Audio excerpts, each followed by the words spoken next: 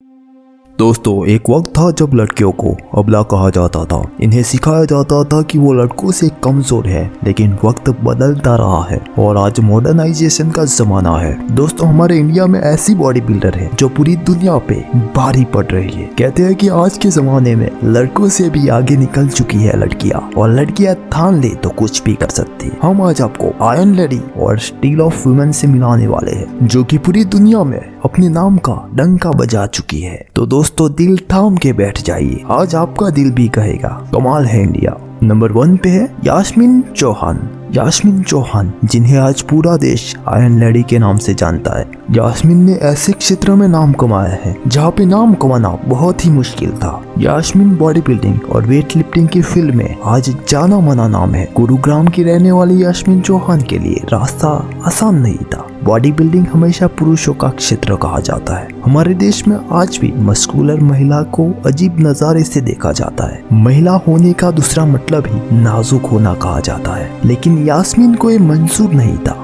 Body building उनका सिर्फ ख्वाब नहीं था, बल्कि जुनून था, और अपने जुनून को पाने के लिए यास्मीन ने खूब मेहनत की है। उन्हें ट्रांसजेंडर और मर्द भी कहा गया, लेकिन यास्मीन ने हार नहीं मानी। बड़े वजन का सब मजाक उड़ाते थे। यास्मीन फिट रहने के प्रति तब सजग हुई जब वो मौत के मुंह से बाहर आई। यास्मीन को बचपन में टाइफाइड हो गया था, और टाइफाइड इतना गंभीर था कि उनकी जान भी जा सकती थी। इलाज से टाइफाइड तो ठीक हो गया, लेकिन यास्मीन का वजन बढ़ने लगा। यास्मीन का वजन बढ़ते बढ़ते 95 किलोग्राम तक पहुंच गया। बढ़े हुए वजन के कारण उनका हर जगह पे मजाक बनने लगा था। तब यास्मीन ने ठान लिया कि वो अपना वजन कम करके रहेगी, और सिर पर था बॉडी बिल्डिंग का जुनून। यास्मीन के पास का ही एक जिम ज्वाइन कर लिया। उसके बाद तो जैसे यास्मीन के दिलो दिमाग पर एक ही जुनून था, बॉडी बिल्डिंग। यास्मीन ने जब बॉडी बनानी शुरू की तो लोगों ने बहुत ही ताने दिए, कहा कि ट्रांसजेंडर जैसी दिखती है, उसका शरीर मर्द जैसा है। यास्मीन ने सभी का जवाब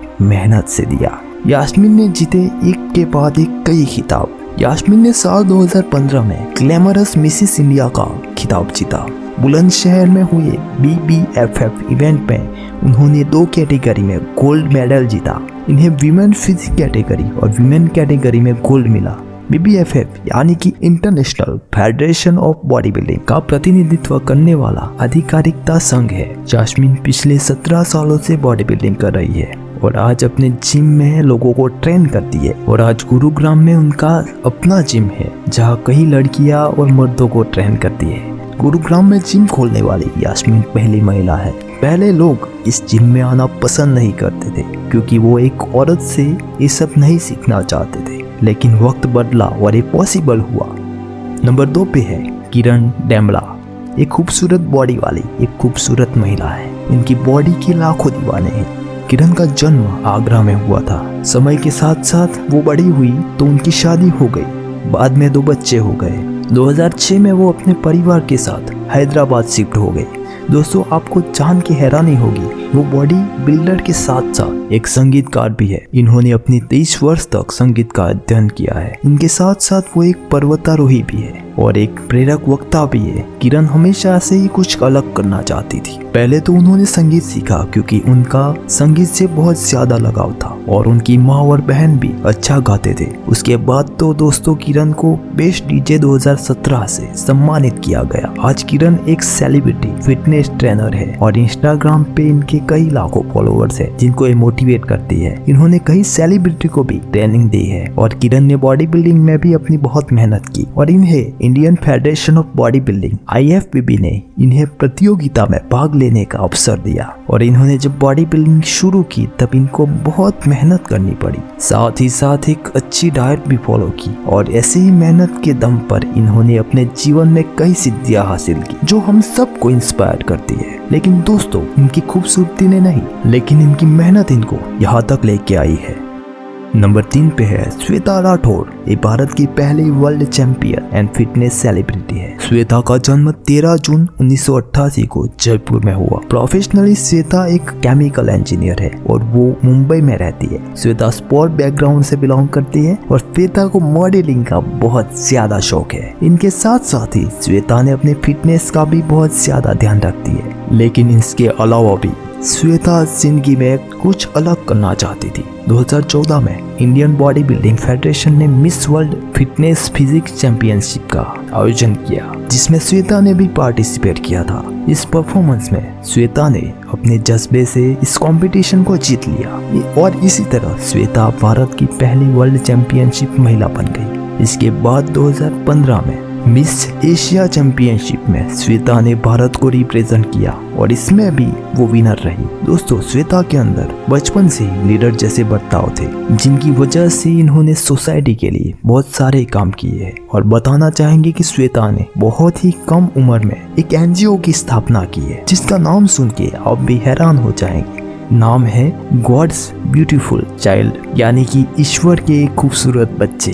इतना ही नहीं दोस्तों, श्वेता ने 2015, 16, 17 में मिस इंडिया स्पोर्ट फिजिक्स में हैट्रिक टाइटल जीत के एक हिस्ट्री क्रिएट कर दी और इस तरह श्वेता ने 3 बार एक ही टाइटल जीतने वाली भारत की पहली महिला बन गई। और श्वेता इतने तक नहीं रुकी, श्वेता एक कंपनी की फाउंडर भी है जिसका नाम है फिटनेस फॉरएवर। श्वेता की इतनी सारी अचीवमेंट को देख के दुबई की गवर्नमेंट ने भी इन्हें फिटनेस दिवा का अवार्ड भी दिया है। इसके बाद श्वेता भारत की एक ऐसी महिला है जो यूएसए ब्रांड मस्कुलर टैग की ब्रांड एम्बेसडर है।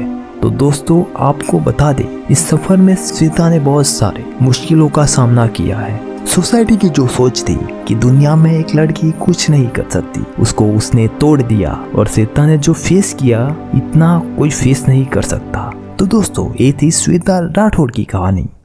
नंबर 4 पे है दीपिका चौधरी।